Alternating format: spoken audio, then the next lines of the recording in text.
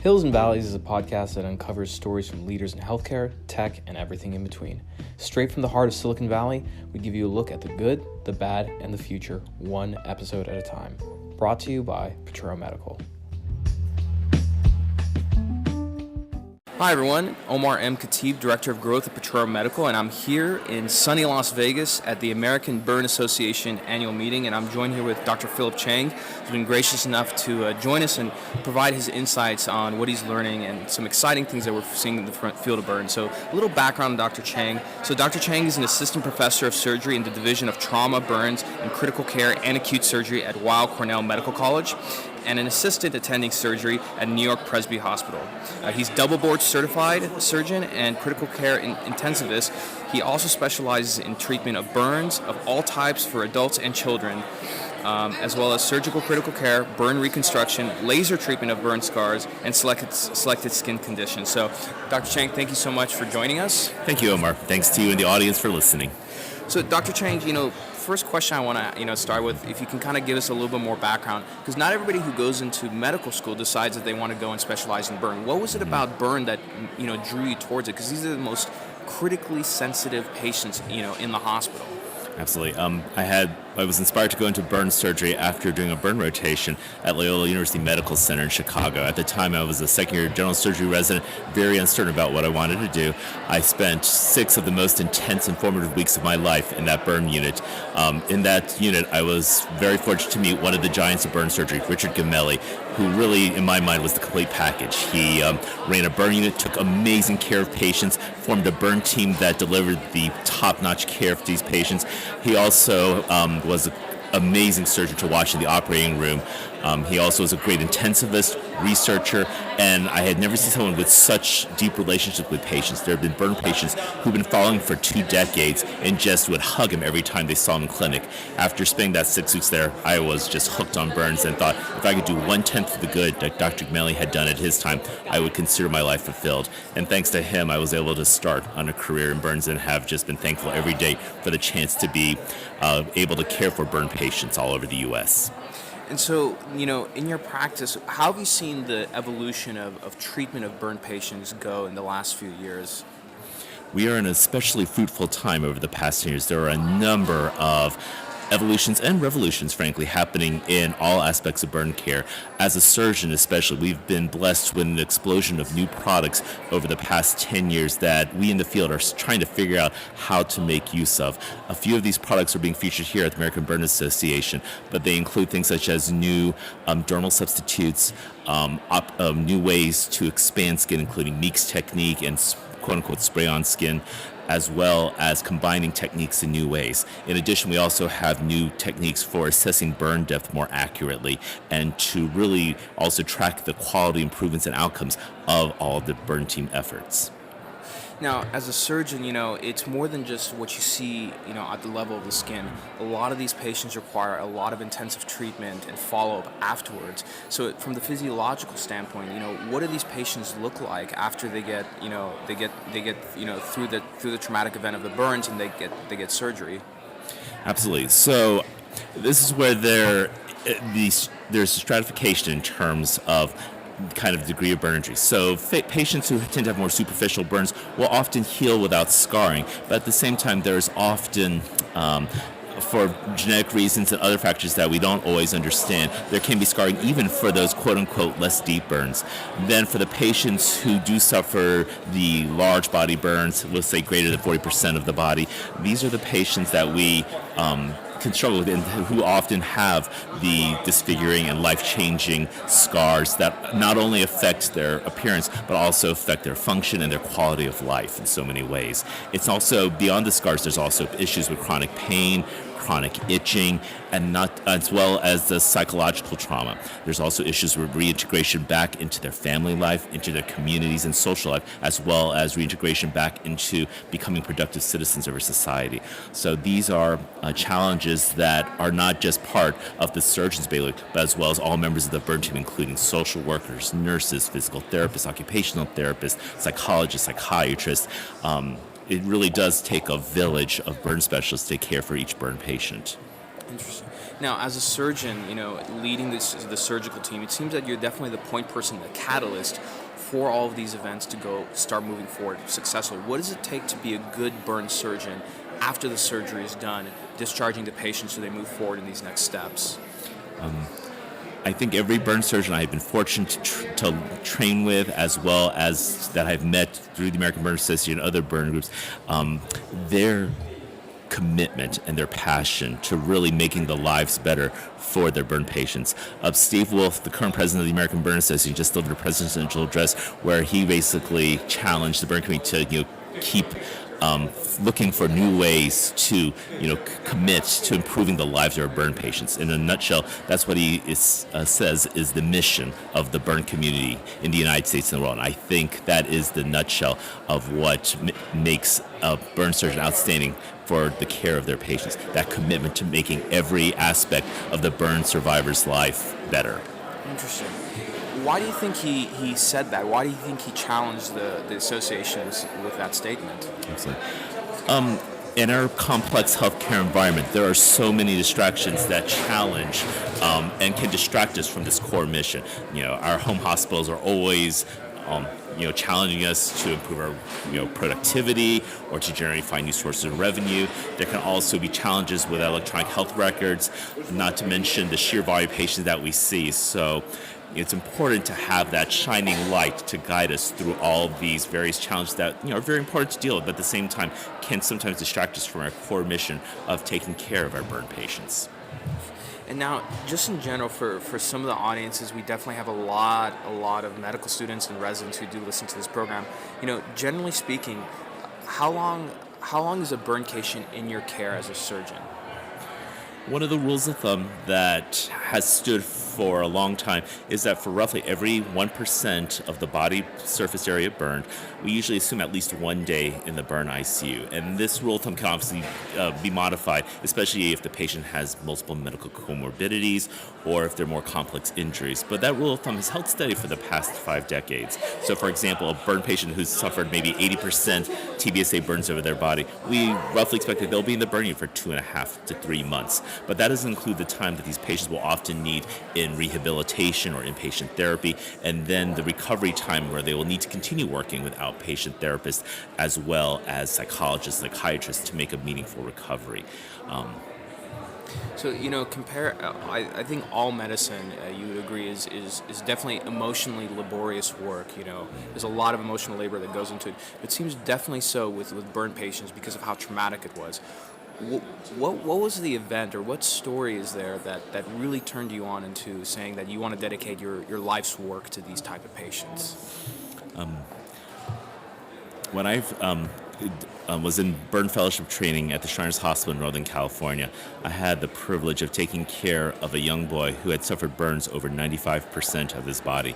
He was in the hospital almost over 400 days.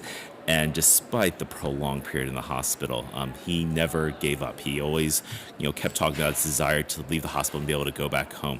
And it was just so life-enriching and inspiring to see that he was able to survive the grievous injury he had suffered and to make it back home. And I had the opportunity to see him in the outpatient clinic a couple times after he was discharged and see that he was able to enjoy a wonderful quality of life with his family, albeit with many challenges, but seeing that recovery was possible and that patients' lives are able to, continue was incredibly inspiring to me and gives me the inspiration as well as the realization that there's much work for us in the burn community to do.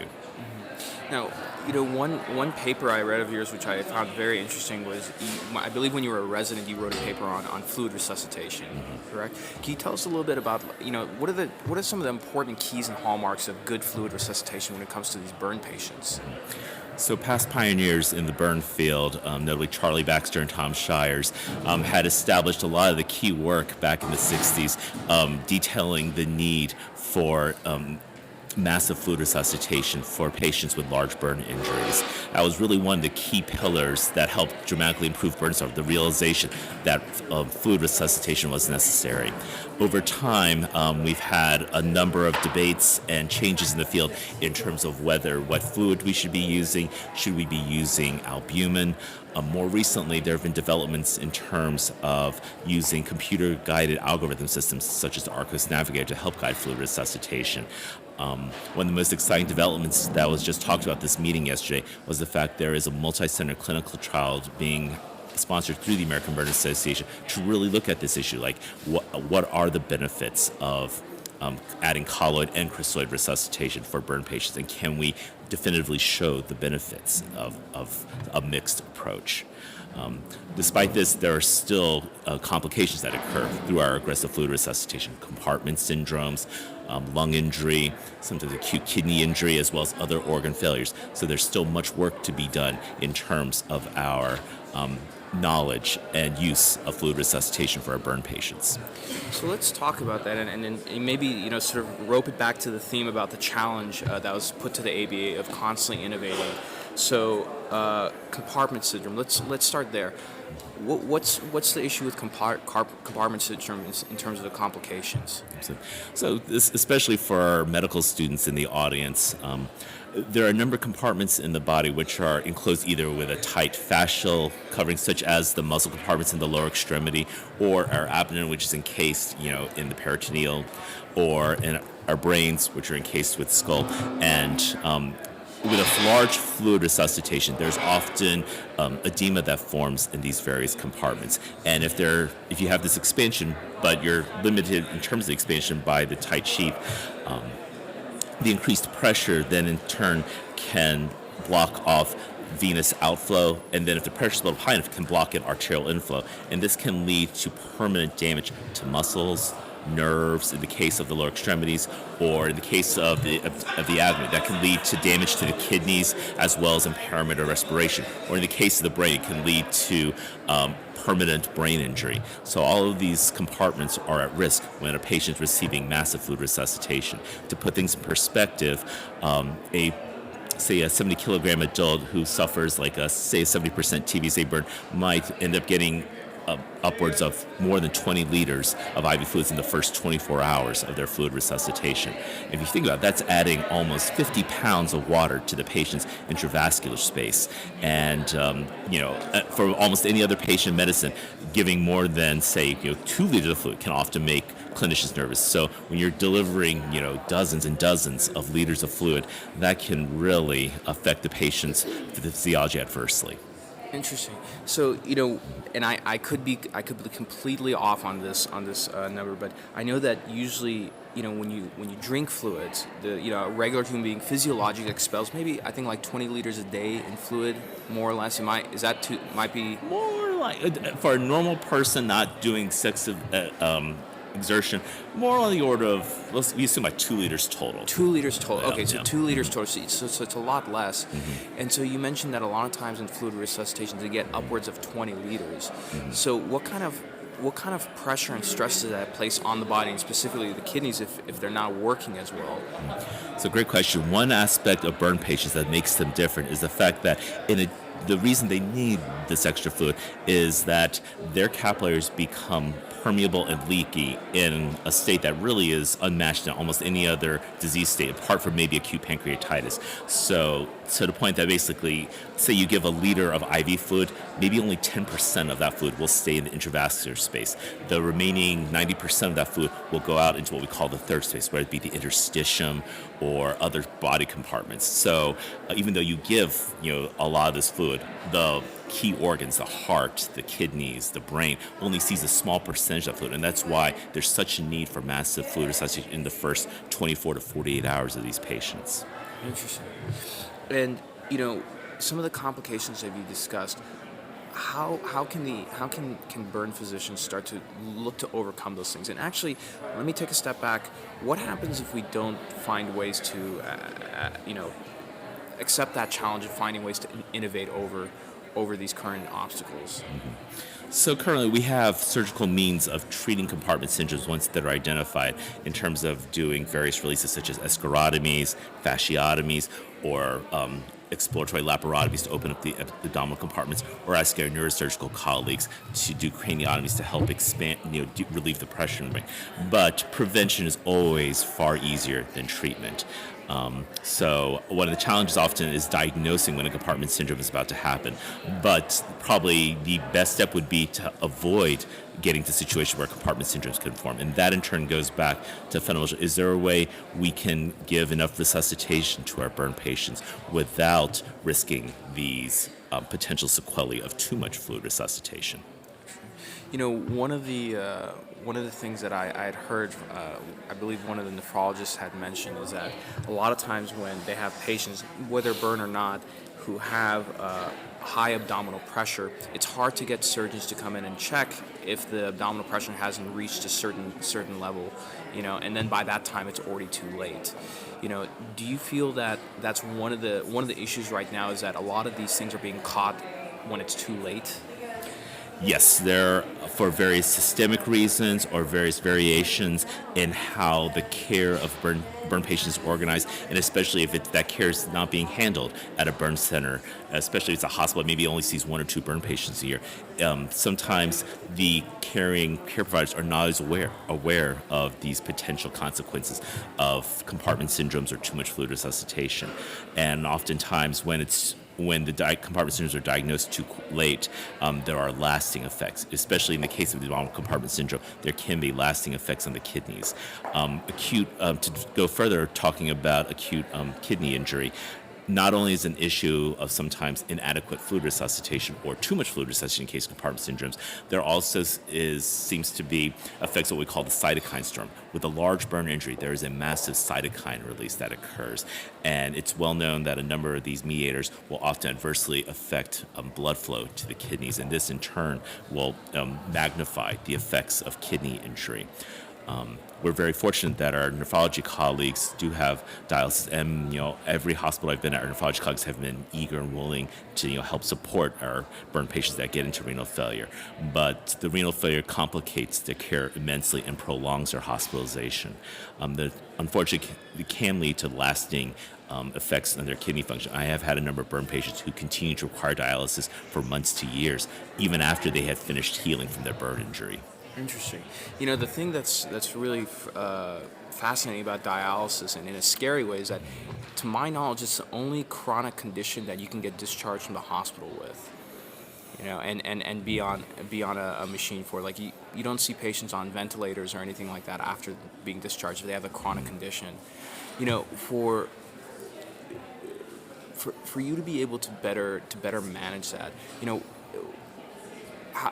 what do you think would be the kind of technologies, or at least techniques, that are needed? It seems like there's more of a call to have more cross-functional collaboration between departments. That seems to be happening, but I don't seem to see it too much at the conference level. So within the American Burn Association community, there's been cutting-edge research by Dr. Kevin Chang out of the Joint Base San Antonio burn unit there.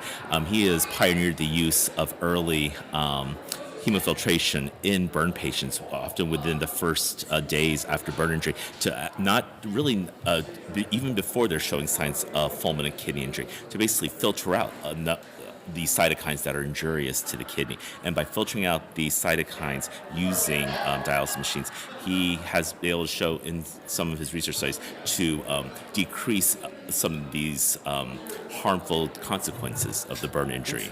So you're saying that, so the patients who come in with burn, they put the patients on dialysis even if though they don't need it, just to filter out these cytokines. Exactly. Wow, that's fascinating. So of the cytokines, are there any specific cytokines that are more, definitely it's a cytokine storm, but are there certain ones that are more damaging to the kidney than others? Or has that not been identified yet? There are several. I will confess, off the top of my head, I am a little unable to remember, but once everyone does residency, people put immunology, behind them. So, yeah.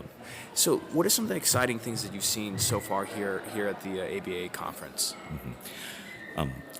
The every ABA conference, I think, shines for its multidisciplinary approach. We're very blessed that we are one of the few medical conferences where we really have every discipline that attends, from physicians, nurses, physical therapists, occupational therapists, pharmacists, nutritionists, psychologists, psychiatrists, firefighters, burn prevention advocates, and burn survivors. It's really one of the few medical meetings I'm aware of where you really get every specialty that attends and talks to each other at the various breakout sessions and meetings, so that we can collaborate and identify new areas and new challenges that need to be tackled.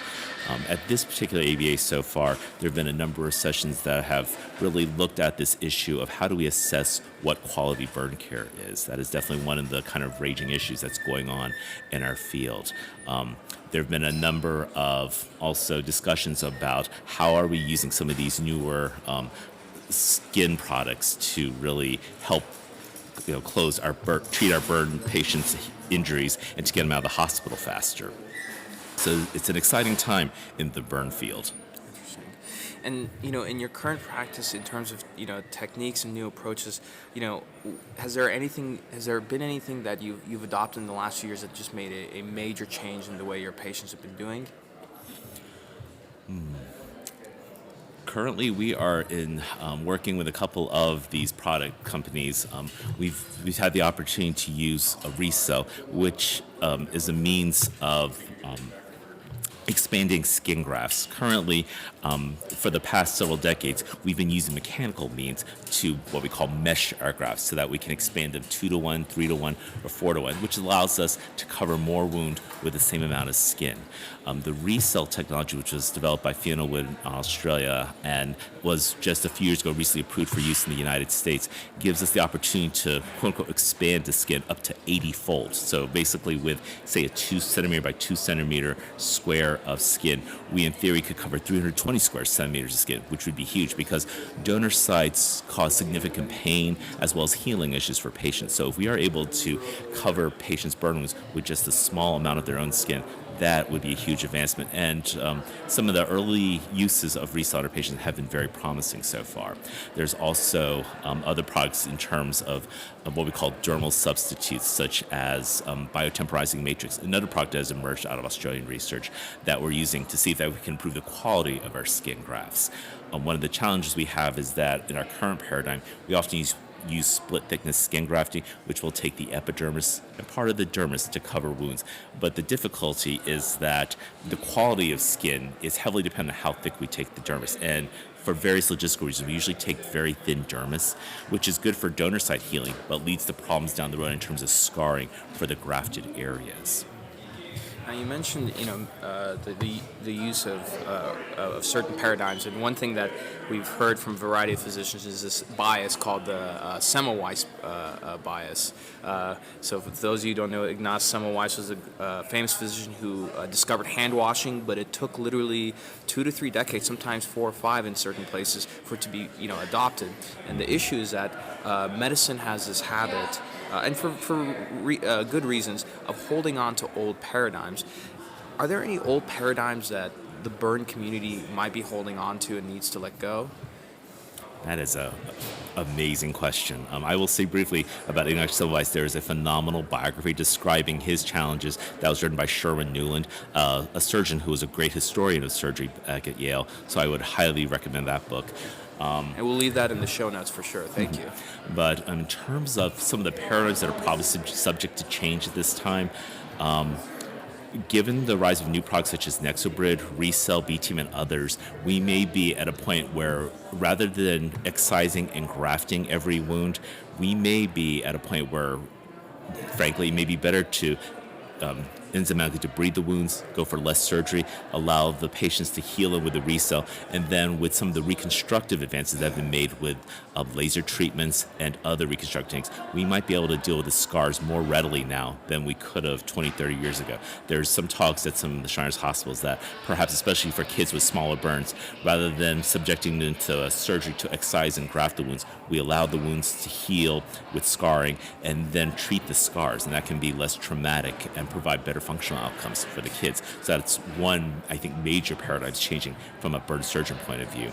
Other paradigms that have been kind of forced upon us in terms of change has been the use of our opioids. I think you would find at most hospital burn centers, the burn unit is probably one of the highest users of opioids, just because burn injuries are among the most painful experiences any human can experience. But given the concerns of the opioid crisis in our country, we're having to find new and different approaches to help address a patient's pain, but without the deleterious effects of opioids. Interesting.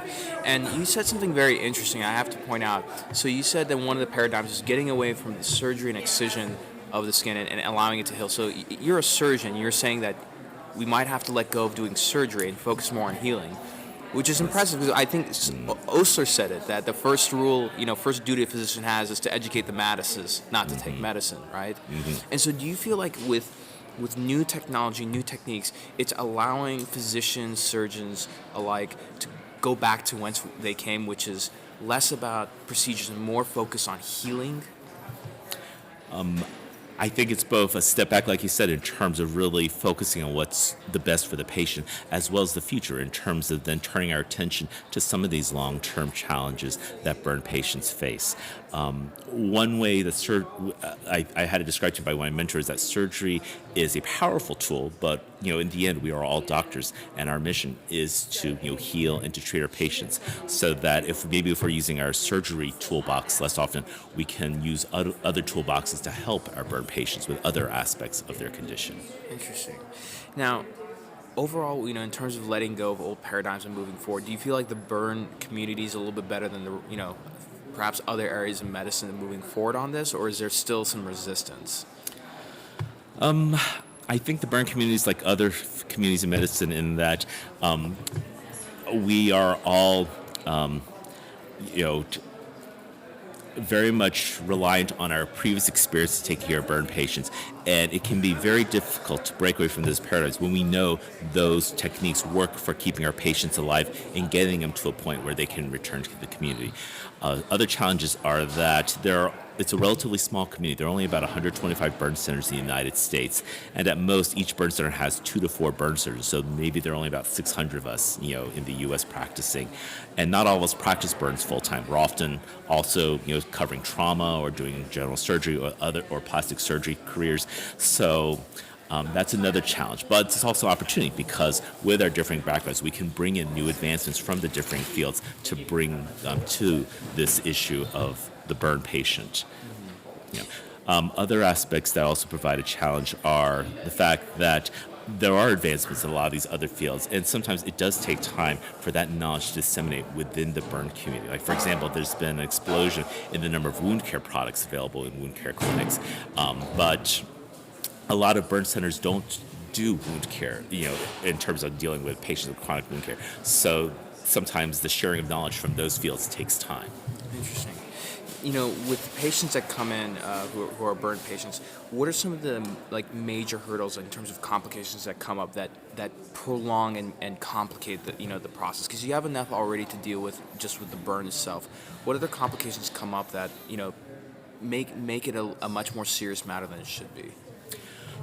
The burn injury is fascinating from a pathophysiologic point of view, that it's an injury to the skin, but that injury to the skin can have effects on pretty much every organ system. Oftentimes, burn patients who are involved in a house fire or in a fire in a controlled place will have inhalation injury, where the smoke and the toxic chemicals and the heat of the smoke can cause quite dramatic and severe injury to the lungs.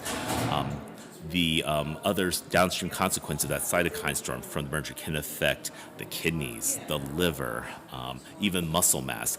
They lead to a hypermetabolic response, which can lead to catabolism and breakdown of lean muscle mass, which can in turn lead to patients, if they're not being adequately exercised or given hypermetabolic agents, can lead to patients being able to, just within a matter of a few weeks, not having the strength to get out of bed.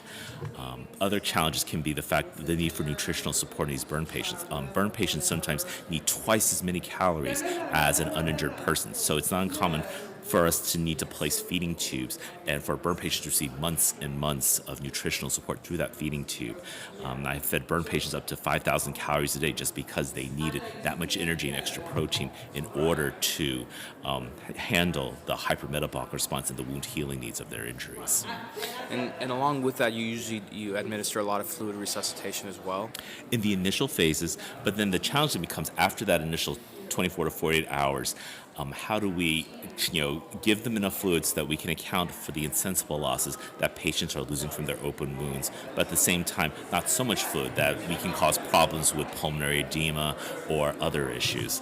And then longer term, making sure that we can account for the changing fluid situation of our patients, because as their wounds get closed with skin grafts and other means, their insensible losses decrease.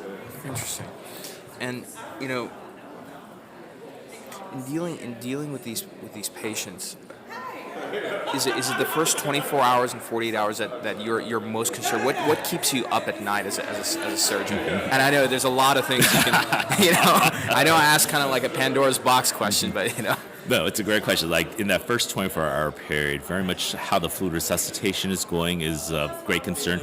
We follow a number of parameters when we're watching our patients in that initial 24-hour period, including the urine output, other laboratory markers such as lactic acid, base deficit, creatinine. We're also looking at hemodynamic parameters such as arterial pressures. A number of different burn centers use different invasive means to assess kind of the intravascular fluid status as well as the cardiac function of the patient. For example, either pulmonary artery catheters or what we call pico catheters. Some centers are now starting to use serial ultrasound assessments of the vena cava as well as the heart to assess how our resuscitation is going, as well as effects of cardiac function. So there's a lot of tools in our toolkit, but it's also a lot of data to kind of integrate periodically. We're always mindful of the risk of compartment syndrome. And then on top of all this, oftentimes there's a delay in the families of these patients finding out about how injured their patients are and arriving to the hospital. So that is often a different challenge that we face, communicating and reassuring these families at the same time the gravity of the injury, the need for oftentimes prolonged hospitalization, but at the same time giving them hope to know that, we do have the means to help these patients oftentimes. Rarely for those patients that are so severely burned that it's clear that medical efforts are futile, then the different challenge emerges in terms of communicating to families that no matter how much we do, there really, is no hope for their loved one, and then kind of helping them through that process of changing the goals of care to comfort management. Now, while you're doing the fluid resuscitation and then getting all these different labs, you mentioned a variety of different markers and labs that you look at. Yes. Any in particular that are definitely the gold standard that you teach your residents to always look at? You ask a great question. There is not one lab study or marker that has been shown in any burn clinical trial to be the gold standard. That being said, I think every burn center definitely follows urine output, even though there are difficulties with using urine output as the sole marker. Why is that? In our society, we have a number of patients who live with chronic kidney injury. So every once in a while, we'll get a patient who's already on dialysis baseline who gets injured in a burn injury. So then all of a sudden, we are no longer really able to use urine output as a way to assess resuscitation in that patient.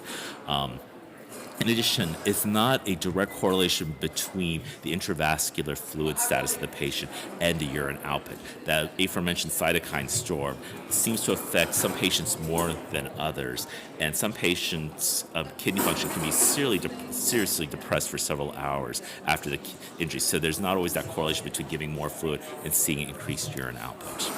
And so March was Kidney Month, so we spent a lot of time and learned a lot about kidney, and we were really surprised to see how important urine output was. But in the event where you don't have a patient with chronic kidney failure, and you can't have reliable urine output, is it in fact reliable? Because for some reason, and I even remember this back in medical school, it seems that's the last vital sign to be really automated. There's all kinds of tools and digital technologies for that, except right now for urine output. And there's different companies that are coming out with things for it. But what's if you have access to urine output, is it actually reliable right now? And if so, why? And if not, why? I would say that all of us in the field use urine output for those patients that had, normal kidney function prior to the injury. But I think most of us in the field also know that sometimes it doesn't always correlate perfectly with the resuscitation efforts of the patient. So I would say we use it with an asterisk, as it were. Again, this is an area that is in need of greater research in terms of, being able to identify from the start of the injury which patients are those that we won't be able to use urine output perfectly. This is where I think genomic screening is going to come in. There's already been talk in the trauma community of doing genomic screens of trauma patients once they arrive, and I suspect 5 to 10 years that will be part of the standard for burn patients as well. There's already been great work done by Ron Tompkins and other folks to really look at this genomics profile of injury. And it's taking time to really use the fruits of that clinically, but I think that is one advancement in the future that I look forward to using. Now, that's surprising. I've never heard that before. So why? So what do genomics and a burn patient have in common, though? That's interesting. I think for other infectious diseases and diseases in general, we've heard a lot about genomics. This is the first time I'm hearing it with a traumatic event that it's important. How would you use genomics?